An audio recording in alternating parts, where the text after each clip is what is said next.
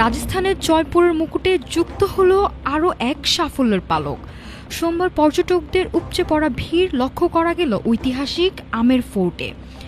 রাজপুত ও মুঘল স্থাপত্যের এই অনন্য নিদর্শন দেখতে দেশের গণ্ডি পেরিয়ে বিদেশ থেকেও ছুটে আসছেন হাজারো মানুষ। পাহাড়ের বুক চিরে দাঁড়িয়ে আছে এক বিশাল দুর্গ, যার পরতে পরতে মিশে আছে বীরত্ব আর রাজকীয় আভিজাত্য। রাজস্থানের জয়পুর শহর থেকে কিছুটা দূরে পাহাড় ঘেরাই আমের ফোর্ট সোমবার সরগরম ছিল পর্যটকদের পদচারণায়।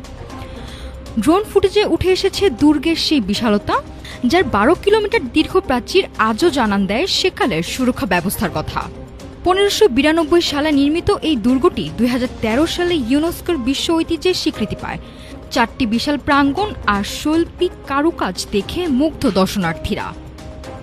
একজন পর্যটক বলেন, এটি আমাদের পূর্বপুরুষদের উত্তরাধিকার। মাওতা লেক আর শিলামাতা মন্দিরের সৌন্দর্য ভাষায় প্রকাশ করার মতো নয়। অবাক লাগে ভেবে যে সেই সময়ে এত উঁচুতে কিভাবে এমন নিখুঁত কারুকার্যময় প্রাসাদ তৈরি করা হয়েছিল। মূলত 1967 খ্রিস্টাব্দে রাজা অ্যালান সিং এই দুর্গের ভিত্তিপ্রস্তর স্থাপন করলেও বর্তমানে রূপটি দিয়েছেন রাজা প্রথম মান সিং এবং পরবর্তীতে প্রথম জয় সিং। মুঘল এবং ভারতীয় সংস্কৃতির এক অপূর্ব মিশেল এই দুর্গটিকে করেছে অনন্য। অন্য আরেক দর্শনার্থী জানান, এখানে রাজাদের জীবনযাত্রার একটা ছাপ পাওয়া যায়।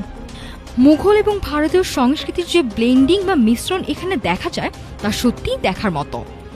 এর সংরক্ষণ ব্যবস্থাও চমৎকার।